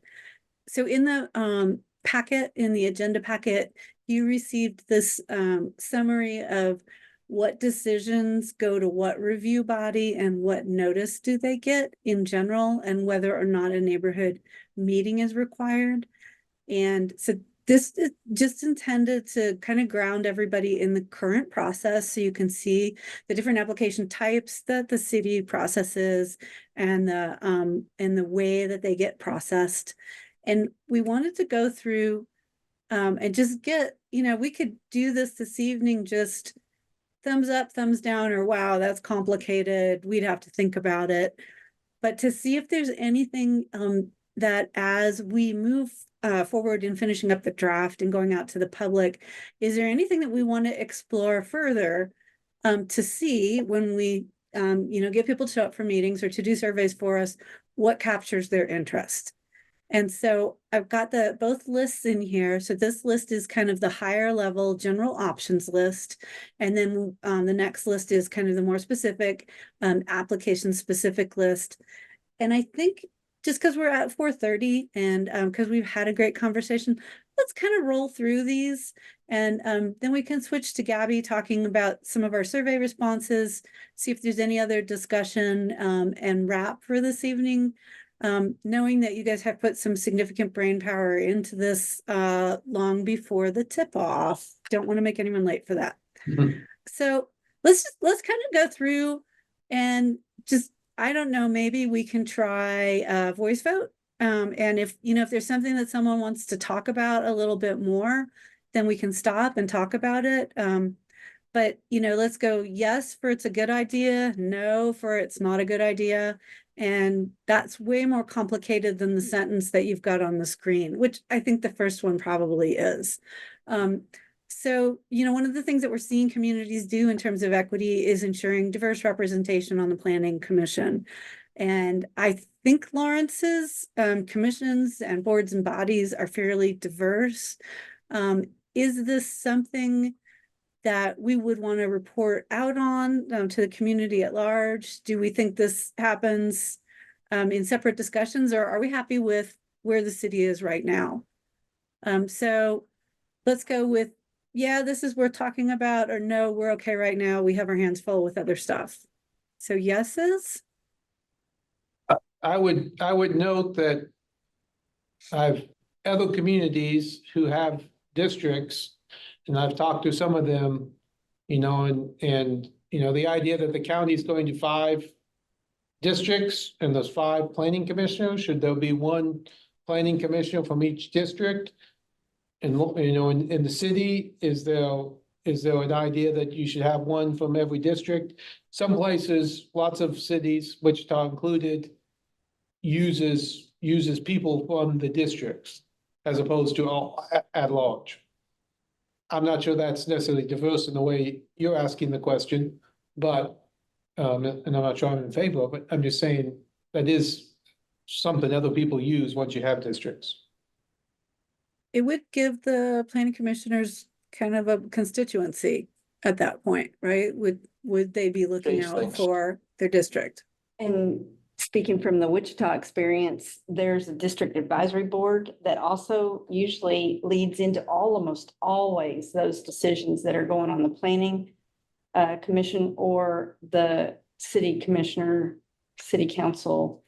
Usually a district has an advisory board, and those advisors meet with that city council members on a regular basis. And that's how a lot of the information and use of the neighborhoods are real involved in district development. That's their neighborhood association Well, it's called. equivalent Yeah, district thing. district advisory boards.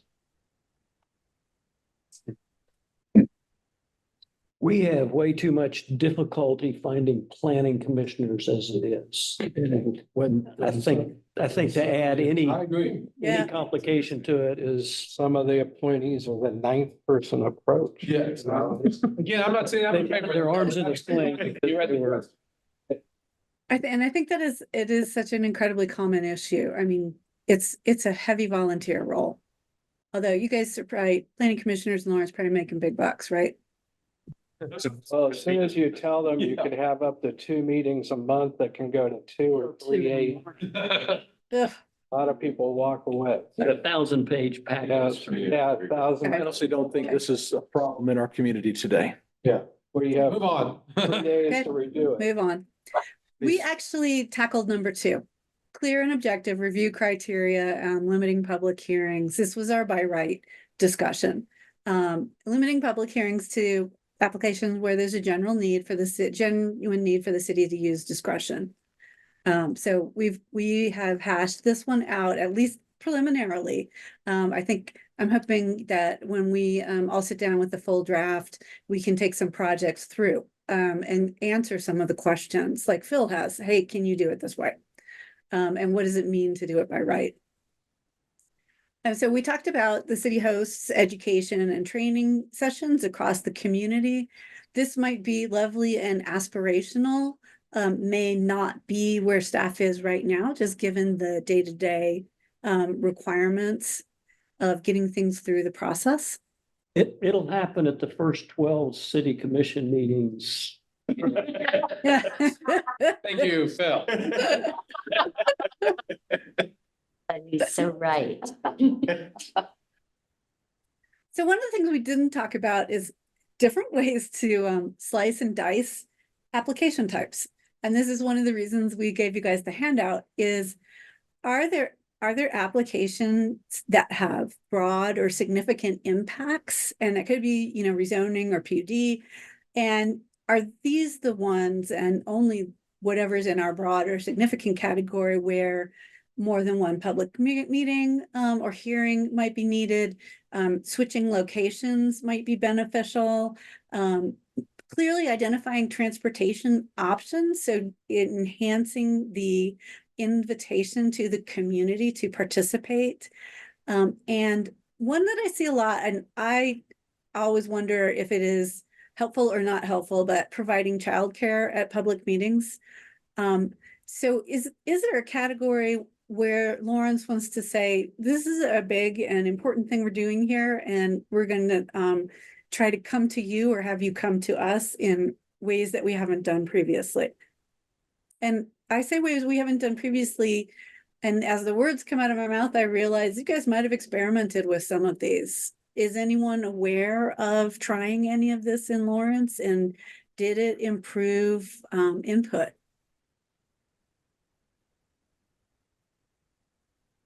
Well, I mean, there's certainly been developments who have, you know, gone to the neighborhood beforehand and had a public meeting with the neighbors.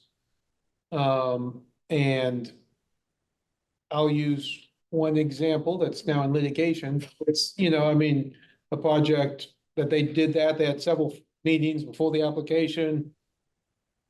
Did not change anyone's mind, really. It was approved, now the neighbors are suing over it. So that's the no good deed goes I'm not unpunished problem. saying, I mean, you know, but I've seen other ones where the early meeting has happened and then no one shows up because they're happy. You know, so I mean, I've seen it work. I've seen it have an impact. I've seen it go both ways. On balance, I'd say that earlier engagement with the neighbors Yeah, is a positive on balance. If someone's just dead set against it, they're not going to change their mind. Well, that's okay. That's almost a different condition, but I think on balance, it's positive. I would say that on the last 2 points, since we've done the Zoom meetings, that people can appear online, that I've had less concern about transportation or childcare. I mean, we certainly have people holding babies, talking to us on Zoom or whatever. I've had less concern about that since we've done Zoom. I'm not saying I'm against it per se, but I'm just saying that doing that double meeting, I think, helps a lot. Okay, seems to be helping. So, I'm gonna circle back to, what you guys just focused on about the one that went into litigation. We have worked with communities that, have, a neighborhood conflict management team. And, I don't know, if that's a resource that Lawrence has available. But in situations that get sticky, they do step in and try to do some dispute resolution or conflict management. I think that's beyond our scope here, but it could be something, you know, just to think about for the future. Okay, let's go. Other general options. Frame notice requirements to identify potential benefits and impacts. So typically notice says come to a meeting, this thing's going on, and it doesn't really say what the impact is. And this could be back to where Michael was a little bit ago. How are we educating people about the importance of these decisions? Would it be realistic to add a few sentences to notice? Like we have in our election guides out here, and I haven't voted in Kansas in a long enough time, I don't remember, but we have pros and cons about the particular issues. So if someone is curious about why would I show up for this, this might provide them with a little more information. Well, I like that. I'd be in favor of it as long as I get it right what the benefits and impacts are. Yeah, I suppose my question is, who's right? Yeah, well, We'll see objectives. yeah. I think the who writes it is, you know, is the good question. You know, possibly the applicant writes the benefits and, you know, we figure out who writes the detriments or the impacts. I'm not sure, but I think that could be something that we could work out. I think it should be mixed authorship. Something to think about. Hmm? I do like the idea we talked about early on about, you know, at least now that we're online, linking it, you know, putting the links in the letter to the application and maybe whatever, what do they call those things where you can use your phone to. The QR code? Yeah. Thank you. Put them on the sign. Put them on the signs outside, but also put them in the letter that goes out, that Mhm. it people can link to it, at least get more information, go right to it, see what's there. Mhm. And to the point that, you know, the developer wants to do something, I would also not be opposed to letting them say, here's the development website, if there is one. And so it could, the developer could put pretty pictures on there or whatever they want. As kind of all the benefits. Here's, you know, if they don't want to do it, they don't have to. Linking, but I think linking it to the application at the very least, it's all going to be online now, so let's use it. That definitely gives the public opportunity to get informed Yeah. on their own, you know, it gives them the power to choose if they want to show up. Right now, you have to remember where you saw the yellow sign, go home. Right. Try to figure out how to go through the city website. Driving 40 miles an hour trying to set up that QR code. Well, also, I'm Don't thinking do more that, about Phil, where okay? People on blocks can do that, but It also sounds like you're spending an awful lot of money before you know if you have a project approved. Interesting. But I'm just saying link into the application. Yeah. I mean, you don't have to have a website, but if linked to the application's in before the notice goes A out. lot of times I won't design my buildings. Yeah, yeah. until I have a rezoning. And no, but, I mean, again, if you don't have one, you don't have one, but if you do, some people times, but I think as long as we hook to the application, at least that's something. Well, but that shouldn't be the only resource, because every application I've ever seen is written up in real rosy terms. No, but again, I think it's there, we should make it Yeah, easy. oh, sure. We have 9 questions we answer. And we do, you know, I mean, the applicant's always going to do as good a job answering it. As rosy as they can.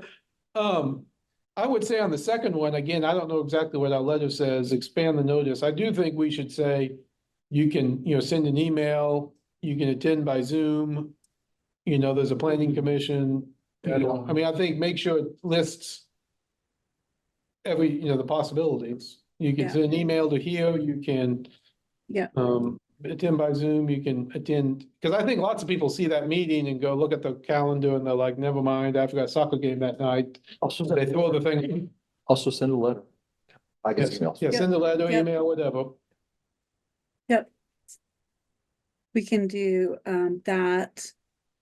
but Let me those are in form letters. Don't send phone letters. Don't send I do think it says, Becky, doesn't it say now contact the planner? It doesn't have the planners. Yeah, and have the planner's name and contact information, phone, email. I think that's already in there, Yeah, but I I think- think that's useful. Yeah, and I think people do reach out to them. I will say the letters do not provide a lot of information. There's kind of right now, what dictates what will go in the letter is very minimal. I think adding will be very helpful. Even on the deadlines, which I know change, and that's probably why it's hard, but you could easily update that letter of just deadlines to be in the packet and some of that, because those of us that do that regularly, that's obvious. But yeah, if that's the one time you want to comment on something. I've seen people come in and they don't understand that it's on consent and that they have to pull it off, which I know is an education piece, but you know, if we can put some of that in there. Ooh, I think that's good. And that rolls into the next one. So just the training, the, you know, public training, but maybe if we do just a little bit of that in the notice, that kind of moves people forward. I've had, this is so stuck in my head. I had someone ask me, I was doing public outreach. And someone said, I'm allowed to go into town hall and make comments. They like had absolutely no idea that Yeah. that was something they could do. So we could, you know, make it inviting and we could say, hey, you know, could be on consent agenda. And if you want to talk about it, then you raise your hand and say, I'm interested in this. Little bit, oops. I mean, you're right that you mentioned earlier the frequently asked questions. I could see a link to something to our website that says to understand the process. Click here for frequently asked questions, and it Yep. could lay some of that stuff out. Can I Yep. speak at a planning commission? Yes, you can speak at a planning commission. You get 3 minutes or whatever, you know. Yep. Yep. Can I send a letter? Yes. You know. Or written responsive. comments. Can I attend by Zoom? Yes, you know, whatever. Yep, we can go there for that. Okay, and whoops, last one, So last one, on this list, identify neighborhood or community ambassadors from underrepresented areas and groups and compensate them to attend public hearings and provide input. So this is kind of more grad school level of getting involvement out of neighborhoods. One of the things that we have to recognize, or we should recognize, is and I think this is where Rebecca was earlier. You have to be maybe at a certain state in your life where you can just sort of put everything down and go sit in City Hall for a couple hours and participate. And it could be that the voices of different neighborhoods or underrepresented people could be brought forth at the public hearings. We have found in some of our work and firms we've worked with that some nominal compensation is usually pretty beneficial to this process. I don't think we're the group to sort this out, but we wanted to put it in here as an option. And if you are receptive to this idea, all we would do is say in code, you know, that the community, that the city may come up with a process that allows representation, right? So we just want to make sure that it's cool, it can happen. How you get there is probably, you know, a multi-step process. I'm not sure I'm all the way to the last part of that sentence, but I do think there's an idea there about how we formalize neighborhood and community ambassadors as a push function, pushing information out through them to their neighborhoods. They're whoever's in charge of land or ELNA or you know, pick whatever it is, but use that, and whether or not you compensate them, I guess I don't have an opinion on that. But that is a push function to assure that one more way to get information, agendas, what's coming up, what's affecting your neighborhood, where do you go to find that information? Yeah, Elizabeth, do you ever have any experience of any neighborhoods exploiting that, using it for mercantile reasons? No, not yet. Somebody will, I'm sure.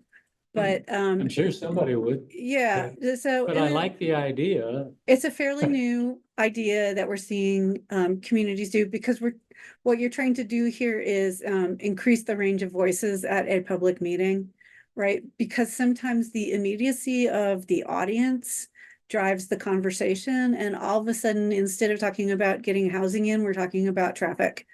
And so the goal with doing something like this is to make sure that the area that's going to be impacted is represented.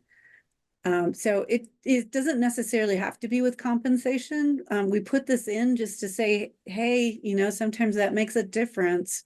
But the whole, you know, how do we get other people involved, I think was one of the first or second conversations we had with Jeff and Becky, where we heard, you know, our city commission is interested in additional voices, and what are you seeing out there? Well, how about if the compensation might be stated as, you know, rice and beans offered, childcare is offered, things of that sort. Yeah, I think that there is a possibility to make the meeting more inviting. I think what we're looking at is saying your role as community ambassador is a part-time job that we're recognizing. And I think that this one probably needs more thought that we maybe don't have time for today, because I still want to get through a couple more things. Or we can stop. I'm sorry. Sometimes I push the agenda when the group is busy doing something else. No, I think we can push through a few more. I would just say real quick, I think, you know, I'd say different direction than what Gary was saying. Back to something Rebecca said earlier, you know, affordable housing, people who want affordable housing, you know, is that an underrepresented group as opposed to the neighbors who are actually more likely to show up and say, I don't want this in my neighborhood.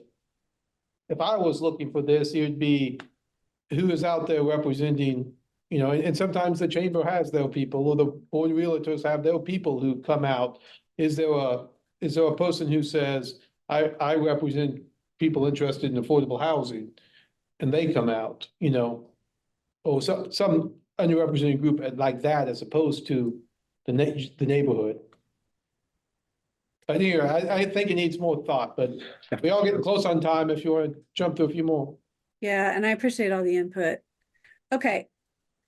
I will just roll through these pretty quickly. We can kind of play with these as we go. One of the things that many communities are experimenting with now is providing notice to tenants in addition to property owners. Notice historically and usually under statute goes to the owner. It can be hard to get tenant information. I don't know if Lawrence keeps a renter registration system. But this is one way to let people who are pretty consistently not notified about the process get notification in case they want to participate. Providing notice in additional languages. I'm sorry, go ahead. If you send it to the address, it's going to the tenant. Not if it's not addressed to the tenant, will they open it? Well, My experience, yes. yeah. Because I've gotten stuff as a, leasing a, property, and my landlord has gotten stuff at the same time. Okay. Some of our worst NIMBY stuff was a lot of tenants who were actually eligible for the affordable units and now have all applied for them. But they were sure it would, it wasn't what they wanted. Provide notice in additional languages. I've asked this question a couple times, and Jeff assures me that Mandarin is the second most frequently spoken language in Lawrence. And so, the thought process is do some translation for some of the things we're doing. I am guessing the city does do access to visually or hearing impaired persons. I think we've put that in some of our notices, so that's not an issue in Lawrence. Posted notice on the project site. I think you're doing that for just about everything. Sometimes translation might be helpful there. Posted notice in common community areas. We sometimes call this courtesy notice.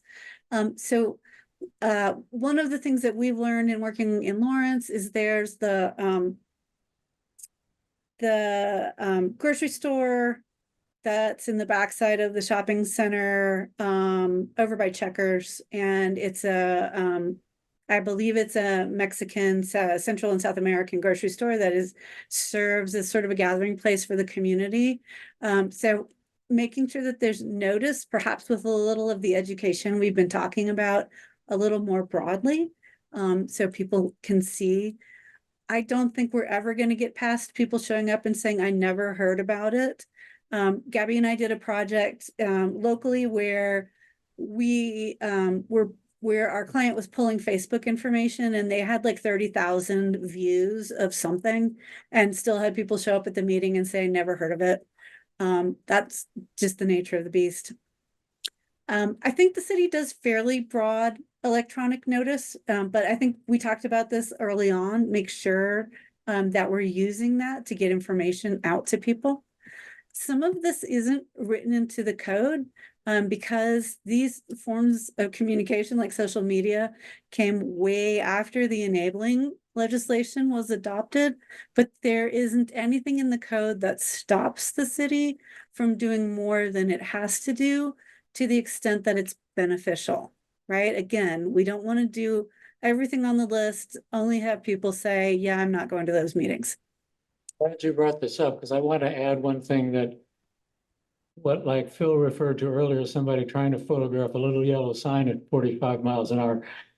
The little yellow signs are great in town, in the urban area, but out in the countryside, they're inadequate. They need to be either larger or somehow supplemented. That'd be the county code, not this code, but. Yeah, okay. Yeah. I'm not saying in the code, but the planning commission items for the county, okay, that'd be another topic. Yeah. Yep. Okay, but we'll show that with the county. We'll give them a call. What about, with highly attended city associated events like City Band, for instance? Yep. If you included like in the program, like a QR code or something related to something, that's related to development work. Also at all the, the people that are the most, captive audience, like in any city restroom, at the urinals, inside the stalls. If you have just like, something like a QR code, Meeting. a QR code or something like, hey, this. Yeah, I mean, we put it up. I mean, if it's for the public good. I mean, Yep. Just those types of things, or at like the arts and crafts fairs that the city puts on. Just have some sort of paraphernalia where people can at least have maybe one additional impression that could help them, get involved a little bit. Okay. Nice, thank you. Okay, let's wrap this, just to do a quick overview of the development process review surveys. Thank you guys for the input. I think we got a lot of answers, particularly from the development community, and I think we got some good detailed responses. We put comment boxes on everything. Gabby's just going to go through an overview. We need to slice and dice the data, and then we'll get a report back out to the group. So go ahead, Gabby. Okay. So the first survey was the survey meant for applicants or developers. We got a really good response rate. We got 66 responses. And like Elizabeth said, we haven't had a chance to dive very super deep into the details, but just giving it an overview and a skim. Some of the notable kind of themes and responses from the applicant side is the lack of clarity and consistency in the interpretation by different staff members, frustration with the length and complexity of the application review process, a perception that the current processes favor the city over the applicant, a lack of flexibility in the processes, and then the influence of neighborhood groups over development decisions. And if you go to the next one, so staff survey, we got 12 responses, and pretty interesting. There's a little bit of overlap in a different way. There's a lack of clear communication and procedures within the planning department, leading to confusion and inconsistency in the review process, which kind of matches with the different interpretations for on the implementation side for the applicants. A lack of understanding and clarity in the application processes, causing uncertainty and difficulty in navigating the process. So if staff is having trouble navigating the process, then that probably is true of the applicants as well. And then a similar influence of neighborhood groups and individual residents with concerns about how that disproportionately affects development decisions. And then if you go to the next. Go ahead. One, just pulled out a few of the questions that we asked both sets, and this is Plan 2040 implementation a noticeable aspect of application review? And again, keep in mind there's 66 applicant responses and only 12 responses from staff. So just keep that in mind when looking at these things. But pretty interesting that applicants had about 20% say always, 30% say often, versus staff 70% said sometimes. And if you go to the next slide, and these are two kind of mirrored questions. The first is, do the current zoning and land use processes favor either the applicant or the city? And on the applicant side, about 65% said that the processes favor the city, versus staff respondents had only 10% saying city, and most of the responses saying neither. And then if you go to the next one is related to subdivision. And again, applicants pretty overwhelmingly said city, versus staff had both the applicant and neither as common responses. So those were just some of the things that jumped out at us initially. But like we said, we have not had a chance to do kind of the full run-through report.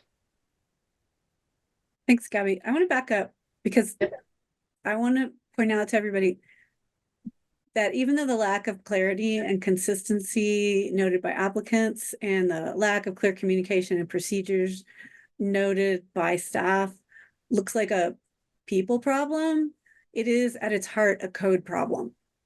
And so we're hoping that by making the changes that we are all working to make, we're working through some of the bigger things that we're seeing in the survey.